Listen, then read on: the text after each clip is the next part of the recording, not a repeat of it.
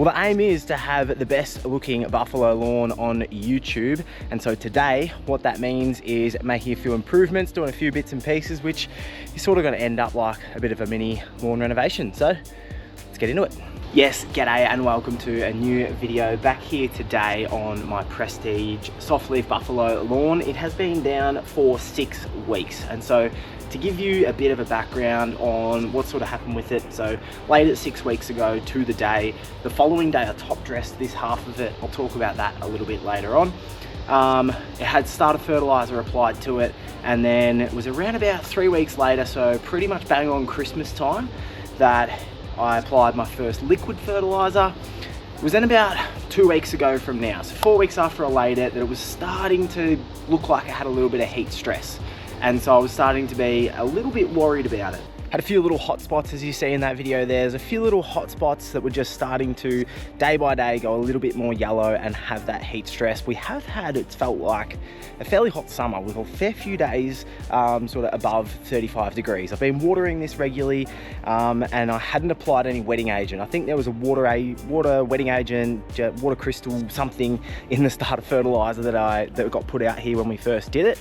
But it needed wetting agent, and I really should have done it sooner. But when I started to see all of that yellowing, I was like, crap. So I couldn't do it that day, and it was actually 38 degrees. So the next day I got up and before breakfast, applied some wetting agent, got that well watered in.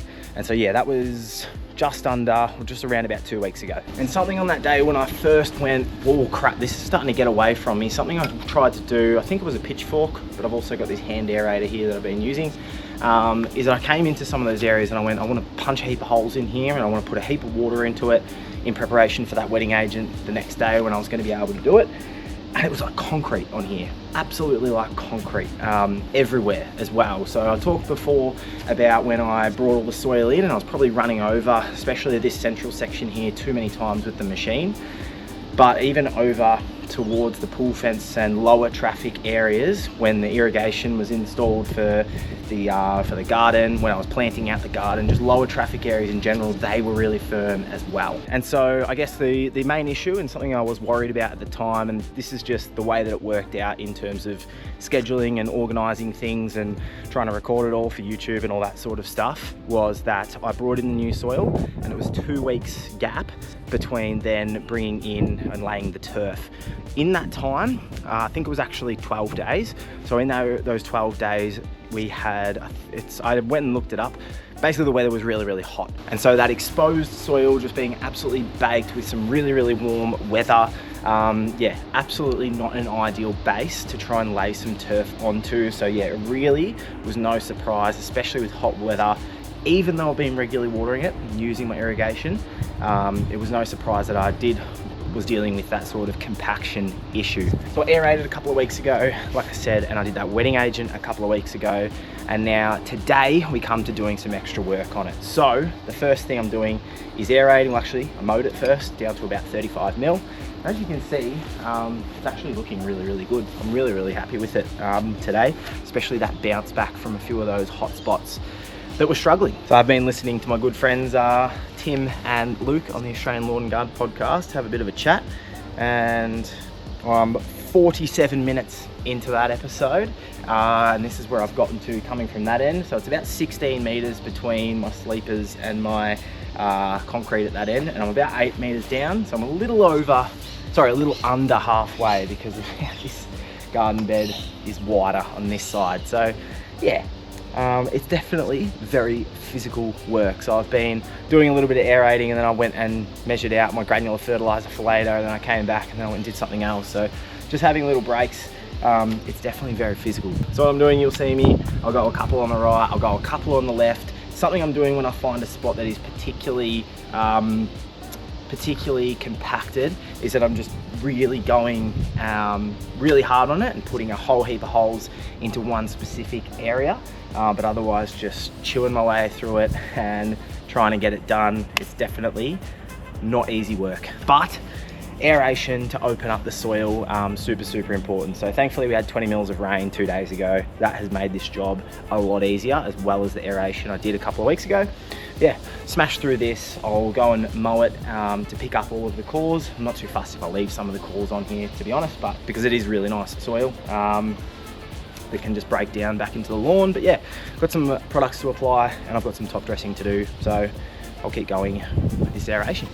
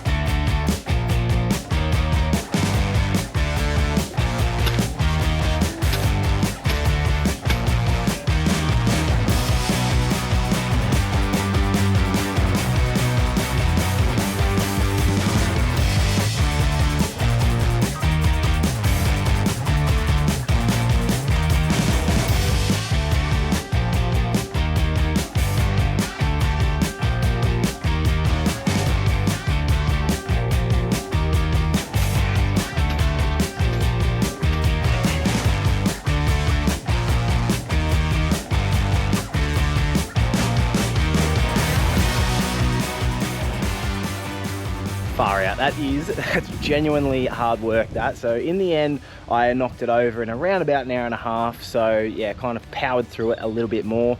Something I forgot to mention before, I had a little bit of a blockage in one of the tines of that corer, which I fixed up probably after about 20-25 square meters. So it got a lot quicker as things went on. Something I want to quickly touch on is this little patch. So if you remember from when I laid the lawn, I wanted to have a little project zone like this where we could just see how it progresses over time and just put some offcuts in here and see how they go. And you can see it's doing a really good job of spreading out and filling into all those gaps. So I'm hoping that'll fill itself in nicely sort of by mid-autumn or so, when it stops growing properly. So in terms of products now, I mentioned wetting agent earlier, so I'm going to be putting out Tricure, which I touched on in my last video. So a really high quality wetting agent, that, so I'll be looking to use that while I'm trying to improve this compaction and everything.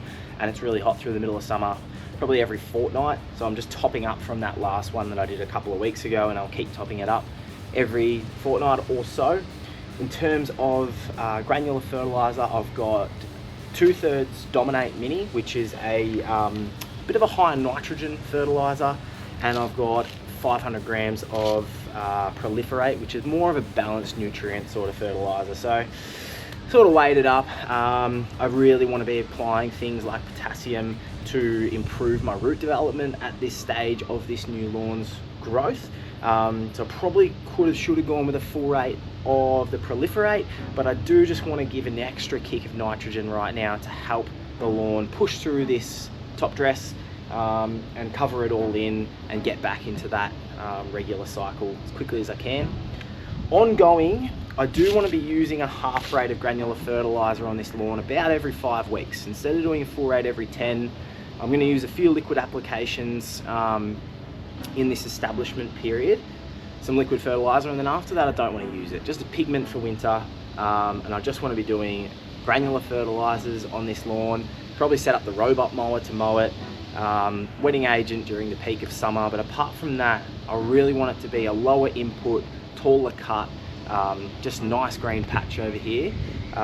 That's sort of the goal with that. So yeah, I'll get all these sprayed, spread, water it in, have a little rest, grab some sand ready to top dress, and yeah, once we start top dressing, I'll talk you through a little bit about why, what I'm using, and yeah, some of the benefits for it, and yeah, ongoing care for this nice little buffalo lawn.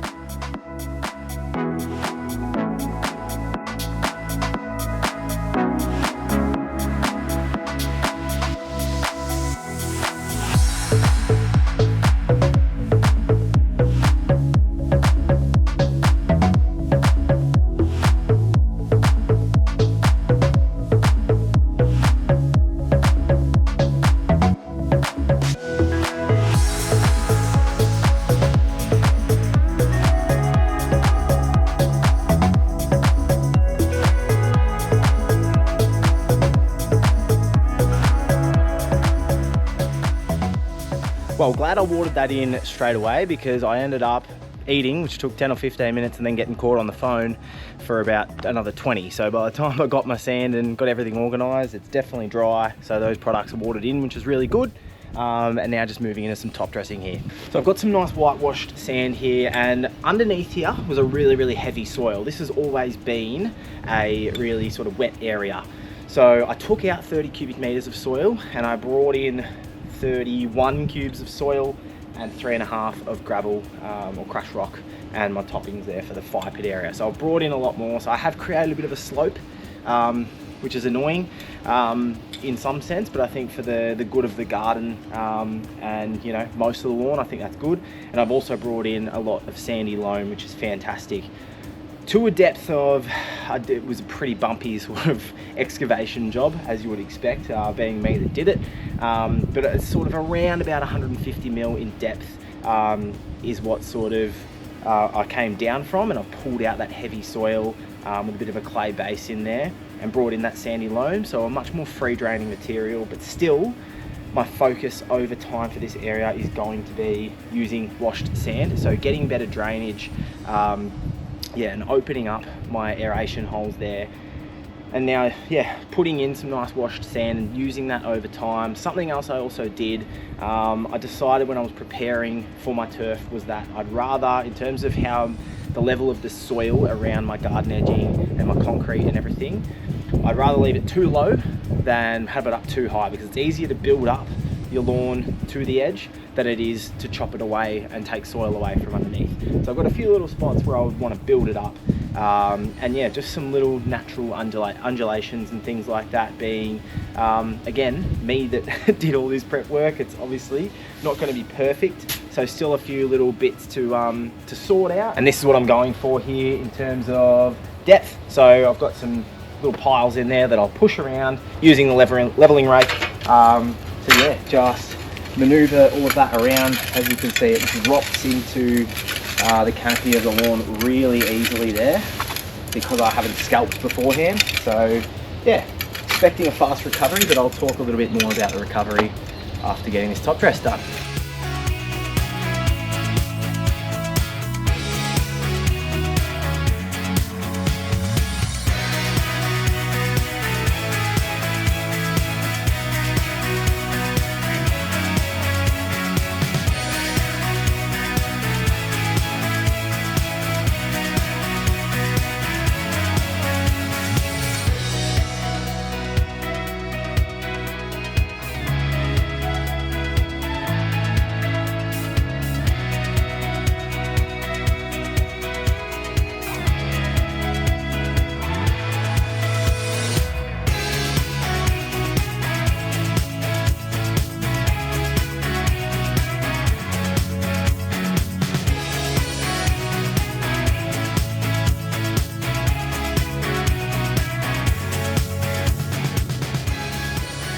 There you go, that top dress is rubbing in really nicely there, and yeah, just finding any spots where the sand is needed. Hindsight, I wish I had have probably gone to the lowest on that battery mower, down to about 25 mil, but I did just want to leave it taller. Leave the extra leaf poking out the top, not put it under too much stress.